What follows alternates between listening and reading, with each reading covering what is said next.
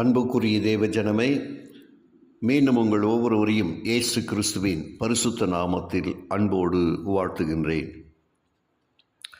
சிலுவையில் தொங்கிய 2 கள்ளர்கள், இவர்களை குறித்த ஒரு சிறிய குறிப்பை வேத ஆலோசனையாக நாம் பார்க்க போகிறோம். இருவருமே இயேசுவுடன் சிலுவையில் அறையப்பட்ட கள்ளர்கள், பாவிகள், சமுதாயத்தில் மோசமானவர்கள். இருவருக்குமே கடைசியாக ஒரே ஒரு தருணம்தான் இருந்தது. ஒருவன் அந்த தருணத்தை பயன்படுத்தி கொண்டு ரட்சிக்கப்பட்டான். மற்றவன் உலக இரட்சகராக கிறிஸ்துவை தூஷித்து அந்த பொன்னான தருணத்தை உதாசீனப்படுத்தி காலால் மிதித்து விலையேற பெற்ற ரட்சிப்பை எழுந்து போனான். அன்றியும் சிலுவையில் அறையப்பட்டிருந்த குற்றவாளிகளில் ஒருவன், நீ கிறிஸ்துவானால் உன்னையும் எங்களையும் ரட்சித்துக்கொள் என்று அவரை இகழ்ந்தான். மற்றவன் அவனை நோக்கி, நீ இந்த ஆக்கினைக்கு உட்பட்டவனாயிருந்தும் தேவனுக்கு பயப்படுகிறதில்லையா?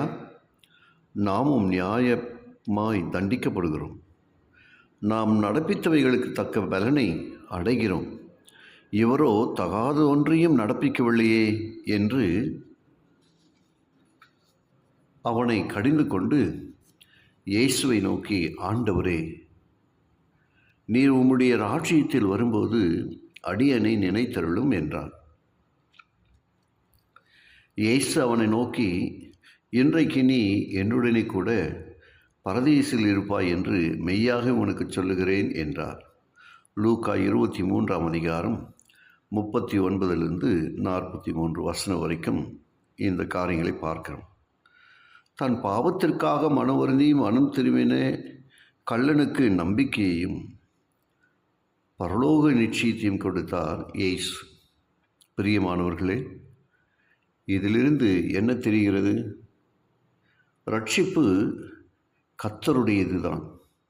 ஆனாலும் அவர் யாரையும் விருப்பத்திற்கு மாறாக வற்புறுத்துவதில்லை. நீங்கள் பைக்கில் சென்று கொண்டிருக்கிறீர்கள்.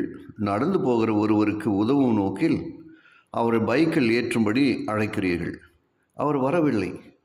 அடுத்த நாளும் அதே போல் அழைக்கிறீர்கள். இன்னொரு நாளும் அழைக்கிறீர்கள். அவர் வர மறுத்தால் வற்புறுத்த முடியாதல்லவா? அதுபோலதான் இந்த ரட்சிப்பையும் தேவன் யாரிடமும் கட்டாயமாக திணிப்பதில்லை.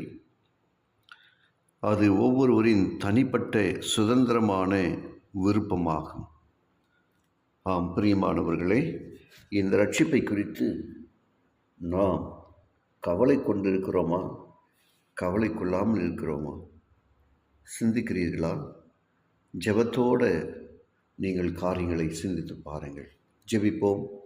கிருபையுள்ள நல்ல பிதாவே, உமக்கு நன்றி சொல்கிறோம். இந்த நாளிலும் கூட சிலுவையில் அறையப்பட்ட 2 கள்ளர்களின் அனுபவங்களிலிருந்து எங்களுக்கு நீர் கொடுத்த ஆலோசனைகளுக்காக நன்றி சொல்கிறோம். ஒருவன் ரட்சிப்பின் விலையேறு பெற்ற அனுபவத்தை பயன்படுத்தி கொள்கிறான், மற்றவன் காலில் போட்டு மிதிக்கிற அனுபவம். எங்களுடைய வாழ்க்கையில் இவைகளிலிருந்து விடுதலை செய்யும்படி இயேசுவின் வழியாக ஜெபிக்கிறோம் நல்ல பிதாவே. ஆமென்.